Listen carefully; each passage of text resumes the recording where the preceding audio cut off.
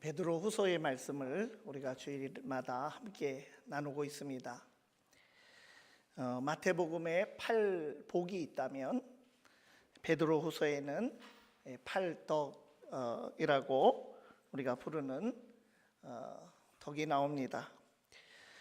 예수님께서는 산상설교 마태복음 5장에서 7장까지 기록이 된 산상설교 말씀을 통해서 심령이 가난한 자는 복이 있나니로 시작하는 8가지 축복, 그 8복을 선포하시며 천국 백성의 삶에 관해서 말씀을 주셨습니다.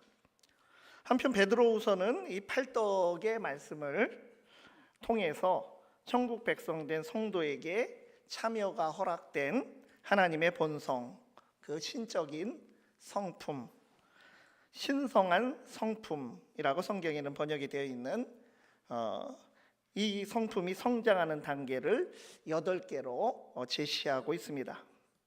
이 정확히 말하면 그래서 8덕이라고 하는 말보다는 8성품, 성경에 있는 그대로 한다면 신성한 성품 8가지라고 하는 것이 더 좋겠습니다.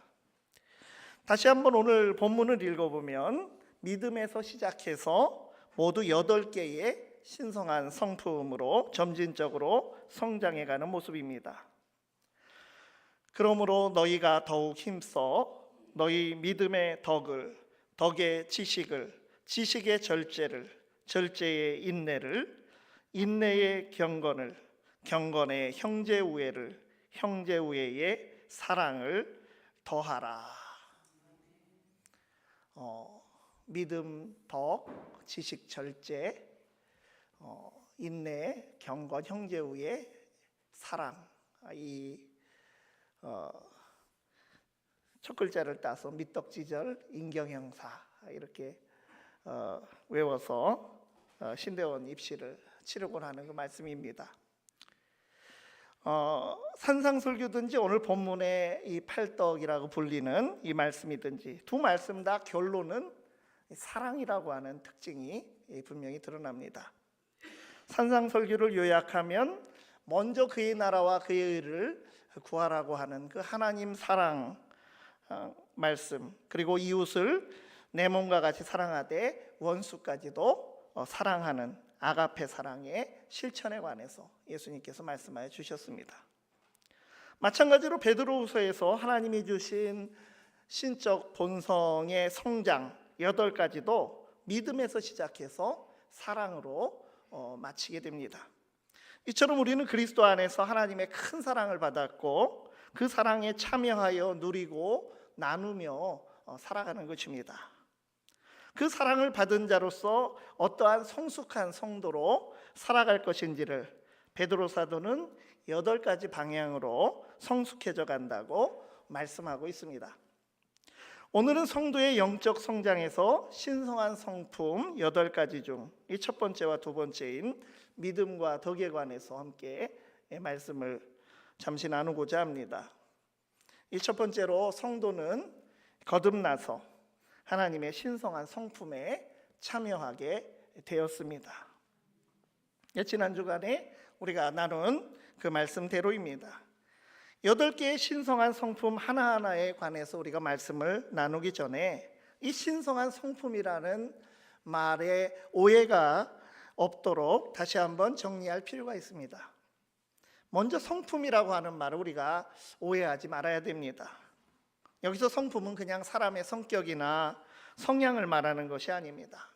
우리말 성품을 국어사전에서 찾아보면 사람의 성질이나 됨됨이 이렇게 나옵니다. 근데 이 말은요 이렇게 번역을 했지만 신약성경의 원어인 헬라어로는 피지스라는 물리학 할 때 그 피지스입니다. 그 피지스라고 하는 헬라어인데 사실 본성이라고 하는 영어로 표현한다면 네이처라고 하는 그런 뜻을 가지고 있는 말입니다. 흔히 말하는 저 사람 참 성품이 좋고 좋은 성품 가졌다 이렇게 말할 때 그러한 어떤 인품을 뜻하는 말이 아닙니다. 어떤 사람이 돌을 닦거나 인격을 갈고 닦아서 인간적으로 아무리 노력을 해도 타락한 죄인의 그런 본성적 성품을 스스로 바꿀 수가 없습니다. 하나님의 은혜로 거듭나지 않으면 타락한 인간이 변화될 수가 없습니다. 그래서 이 팔독이라는 말도 오해를 받을 수 있는 말입니다. 뭔가 윤리적으로 성숙해져서 뛰어난 성품을 가지거나 이 도덕적으로 훈련을 받아서 훌륭한 성품으로 인간이 자체적으로 성숙해지는 것을 말하는 것이 아닙니다. 이게 성품이라고 하고 이 덕이라고 하는 덕목이라고 하니까 인간의 노력으로 도달할 수 있거나 어떤 부모에게 그런 성격적으로 태생적으로 물려받은 심성을 말하는 것으로 우리가 잘못하면 이 말씀을 착각해서 읽을 수가 있습니다. 성경이 말하는 인간은 전적으로 타락해서 스스로의 힘으로는 의로워지고 거룩해지고 하나님께 나아가는 구원에 이를 수가 없다는 것을 우리가 분명하게 명심해야 합니다. 또한 신성한 성품에서 신성한이라는 말도 오해하지 말아야 합니다. 이 신성한이라는 말은 하나님, 신을 뜻하는 테오스라고 하는 헬라어에서 온 테이오스라는 말로 이렇게 되어 있습니다. 그러니까 신성한 성품은 바로 하나님의 성품, 신적인 본성, 좀 어려운 말로 하면 신적인 본성을 뜻합니다. 그렇다고 해서 하나님을 닮아가서 우리가 하나님과 똑같이 되는 것은 또 아닙니다. 하나님은 창조주이시고 인간은 피조물입니다. 인간은 아무리 돌을 닦고 수양을 해도 하나님과 똑같이 될 수가 없습니다. 에덴 동산에서 뱀이 아담과 하와에게 미혹을 할 때 그랬죠. 눈이 밝아지고 하나님처럼 될까 봐서 그 선악을 알게 하는 그 나무의 열매를 금지한 것이라고 말하며 유혹을 했습니다. 그래서 하나님과 똑같이 되는 것, 사실은 이것은 오히려 배역입니다. 이것이 신성한 성품에 참여한다는 뜻이 아닙니다. 절대 우리는 하나님과 동등해질 수 없는 것입니다. 본래 인간을 하나님의 형상으로 창조하셨으나 그렇다고 하나님과 똑같이 창조하신 것은 아닙니다. 우리 거울이 반짝인다고 해서 우리가 태양이 될 수 있는 것이 아니고 또 빛도 아닙니다. 그 거울이 그저 태양의 빛을 반사해서 비추는 것뿐입니다. 물을 담은 그릇을 보면 물을 담았을 때나 물그릇이지 그것은 그저 하나의 그릇일 뿐입니다.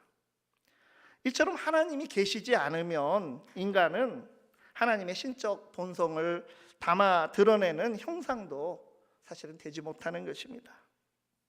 보석을 담은 보석함이 보석이 아니며 태양빛을 반사하는 거울이 태양은 아닙니다. 그래서 하늘에 속한 영적 본성에 우리가 참여하고 그 신성한 성품에 참여한다고 그렇게 말을 해도 하나님의 능력이나 하나님의 본성, 그 하나님의 것을 우리가 직접 소유하고 있다고 하는 뜻이 아닙니다. 죄로 타락하고 변질된 인간 본성이 그리스도의 은혜로 거듭나서 태초에 하나님께서 인간을 창조하실 때의 그 하나님의 형상을 회복해서 하나님과 교제할 수 있는 은혜를 입었다고 하는 것을 의미하는 것입니다. 복잡하게 말하지 않겠습니다. 하나님은 하나님이십니다. 나는 나입니다. 사람은 사람입니다. 범접할 수 없는 절제자이신 하나님이시지만 우리에게 먼저 손을 내밀어 주시고 독생자 예수를 통해서 하나님께 나아가실 수 있는 길을 열어주셨습니다. 온유하고 겸손하신 주님의 본성에 참여할 수 있게 해주셨습니다. 감사하게도 그리스도를 알게 되었고 생명과 경건에 속한 모든 것을 우리에게 주셨고 하나님 나라 백성으로 살게 해주셨습니다. 그러므로 세상이 칭송하고 선호하고 되려고 하는 인간상을 추구하려고 하지 말고 세상이 정당화하는 처세술의 그런 덕목들이 아니라 거듭난 하나님 나라 백성으로서 장차 새하늘과 새 땅 그 나라에 초대받은 성도와 교회로서 하나님의 신성한 성품에 참여하여 성숙해가는 귀한 은혜의 기쁨으로 나아가실 수 있기를 바랍니다. 이 두 번째로 이제 본격적으로 신성한 성품에 관해서 우리가 함께 나누고자 합니다. 성도는 그리스도를 믿는 믿음을 기초로 성장해 갑니다. 성도가 하나님의 은혜로 참여하는 신성한 성품 첫 번째는 믿음입니다. 하나님께서 구원의 은혜를 주셨는데 그 선물을 받지 않으면, 은혜를 우리에게 정말 떠먹여서 주시는데 입을 벌려 받아먹지 않으면 그 선물도 음식도 자신의 것이 되지 못합니다. 그래서 오직 은혜와 오직 믿음을 말씀하는 것입니다. 그런데 그 믿음은 예수 믿게 된 그 회심하는 믿음만 믿음이 아닙니다. 회심 이후까지도 믿음은 우리에게 중요하고, 오늘 그 믿음에 대해서 말씀하고 있는 것입니다. 믿음은 모든 것의 기초입니다.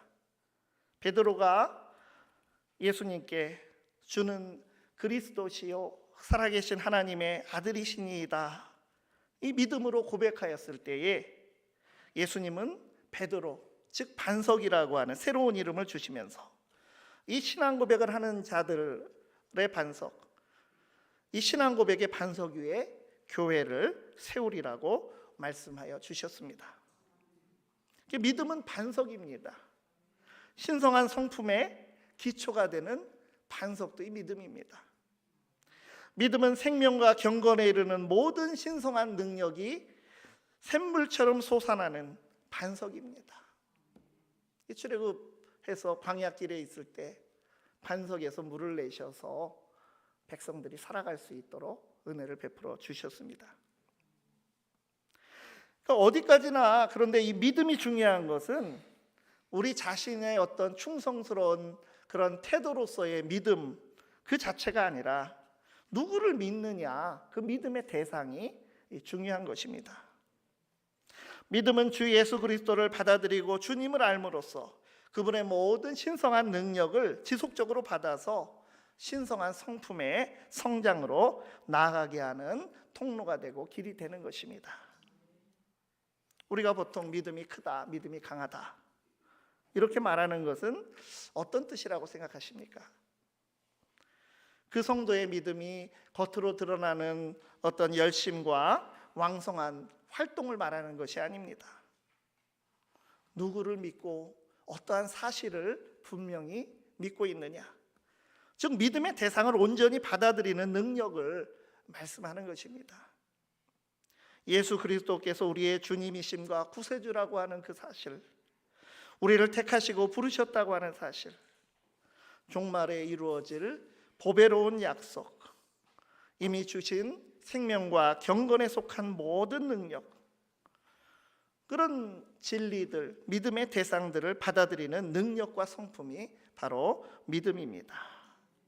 하나님이 우리에게 이미 주신 것, 지금도 주고 계신 것, 계속 주실 것을 온전히 받아들이고 누리는 능력이 진정한 믿음의 능력입니다.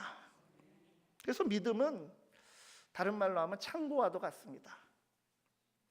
왜냐하면 교회와 성도는 이미 하나님의 은혜를 풍성히 받았기 때문입니다. 우리는 그 은혜들을 믿음이라는 창고에서 꺼내어 사용할 수 있습니다. 베드로 후서의 표현에 의하면 생명과 경건에 속한 모든 것을 주셔서 그것을 수납하여 가지고 있습니다. 우리가 믿음이라는 반석 위에 훌륭한 영적 성장에 집을 세워간다 이런 말도 되지만, 믿음이라는 창고에서 우리에게 주신 신성한 능력들을 꺼내서 지속적으로 신성한 성품의 성장을 위한 자양분으로 삼을 수 있게 된 이런 은혜를 우리가 누리고 있는 것입니다. 신성한 성품의 열매를 맺기에 부족함이 없도록 은혜의 저장고인 우리의 믿음을 건실하게 성숙하게 잘 관리해 나갈 수 있기를 바랍니다. 세 번째로, 성도의 믿음은 덕을 세우는 성숙으로 나아가야 합니다. 성도가 믿음에 이어서 참여하는 두 번째 신성한 성품은 덕입니다. 믿음은 하나님과의 관계 쪽으로, 하나님을 향한 신성한 성품이라는 쪽에 가깝다면, 이 덕은 교회 공동체나 사람들 사이의 관계, 비교적 이런 공동체와 사람들 사이의 관계 속에서 발휘하는 능력이라고 말씀드릴 수 있습니다. 고린도전서 8장 1절에 이런 말씀이 있습니다. 지식은 교만하게 하며 사랑은 덕을 세우나니. 덕은 사랑으로부터 세워진다고 했습니다. 상대방을 세워주는 것, 이것이 덕입니다. 베드로후서 1장 3절을 보면 역시 신성한 성품인 이 덕의 원조도 하나님이십니다. 그의 신기한 능력으로 생명과 경건에 속한 모든 것을 우리에게 주셨으니 이는 자기의 영광과 덕으로서 우리를 부르신 이를 알므로 말미암음이라. 하나님 자신의 영광과 덕으로서 모든 은혜를 베풀어 주셨습니다. 하나님은 정말 덕이 있으신 분이십니다. 우리를 부르셔서 끝까지 인도하시는데 실패하지 아니하시는 분이십니다. 그런 능력이 있으십니다. 우리는 얼마나 실패하고 실족하고 배반하고 지치고 넘어지며 연약합니까? 그런데 그러한 우리를 용서하시고 참아주시고 온유한 손길과 완전한 지혜로 끝까지 신실하게 인도하여 주십니다. 하나님의 그 용서와 인내와 온유와 지혜를 포함한 사랑의 능력, 그 덕택에 우리는 살아갈 수가 있는 것입니다. 그러므로 우리에게 참여를 허락하신 신성한 성품으로서 덕도 마찬가지입니다.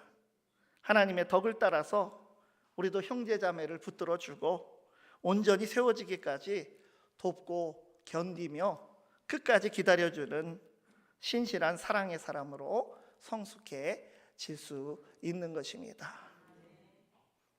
믿음에는 덕이 더하여 져야 합니다. 7절에서 더하라, 그 말이 이제 그 모든 쉼표 뒤에 다 생략되어 있는 것입니다. 믿음의 덕을 더하라, 덕의 지식을 더하라, 지식의 절제를 더하라. 이 더하라고 번역되어 있지만 이전의 개역 성경에는 공급하라고 이런 말로 번역이 되어 있었습니다. 믿음의 덕이 공급되지 않으면 그 믿음이 위험해집니다. 잘못하면 믿음의 대상인 하나님 아버지 예수 그리스도 주님의 말씀과는 동떨어져서 길을 잃을 수도 있습니다. 믿음이 그저 내 안에 있는 자기 확신으로 전락해서는 안 됩니다. 열심히 종교적인 생활을 하고 일을 한다고 해서 그 믿음이 좋은 것이 아닙니다. 덕이 빠지면 잘못될 수 있다는 것입니다. 믿음이 크다고 말하는 사람인데 주변 사람들에게 상처 주고 실족시키는 경우들이 적지 않습니다. 고린도 교회를 보면 우리가 알 수 있지 않습니까? 방언을 하고 병 고치고 예언을 하고 모든 은사가 차고 넘치는 그런 교회가, 그 공동체가 고린도 교회였지만 공동체 안에서 덕을 세우는 일에 미숙하다 보니까 많은 문제들이 생겨났습니다. 믿음으로 산을 옮긴다는 말씀이 있죠. 믿음으로 산을 옮기고 병을 고치고 죽은 자를 살린다고 해도 그 사람이 하나님과 교회 안에서, 사람들 안에서 덕을 세우지 못한다면 말만 믿음에 머무르는 것이고 성숙한 믿음이 아니라 사실은 초보적인 믿음에 그대로 멈춰 있는 것입니다. 우리는 오직 믿음으로 구원받는다라는 교리를 오해하시면 안 됩니다. 믿는다는 고백만으로 천국이 보장되었다고 생각하고 덕을 세우는 일에는 미숙한 모습이 부지기수입니다. 우리가 참 건전한 교단에 속해 있고 그런 교인들이라고 하는 것에 감사하면서, 그러나 믿음의 고백만 있고 덕이 없으면 이것이 가장 극단으로 가면 그것이 구원파가 되는 것입니다. 언제 믿고 구원받았냐 이 날짜만 따지고 앉아 있는 것이 이 구원파 이단인데 얼마나 차이가 있겠습니까? 회심에만 머물러 있다면, 믿음이 있다면 덕을 세우는 일에 적극적으로 성장하기를 힘써야 합니다. 믿음의 주요 온전하게 하시는 분이신 예수 그리스도를 따라가야 합니다. 하나님의 신적 본성에 참여하는 자가 되는 이 놀라운 은혜를 받았음에 우리가 참으로 감사하면서 믿음에서 덕을 세우는 성숙한 성품으로 나아가시기를 간절히 바랍니다. 기도하시겠습니다. 거룩하시고 인자하시고 진실하신 하나님 아버지, 저희가 무엇이기에 부활 생명을 주시고 거듭나서 하나님의 신성한 본성에 참여하는 자로 삼아주시는지 무한 감사드리옵나이다. 저희도 반석 같은 믿음 위에 굳게 서서 그리스도 안에서 경험한 은혜를 아름다운 덕으로 드러내는 성숙한 믿음의 사람으로 살아가도록 인도하여 주시옵소서. 예수 그리스도의 이름으로 기도드리옵나이다. 아멘.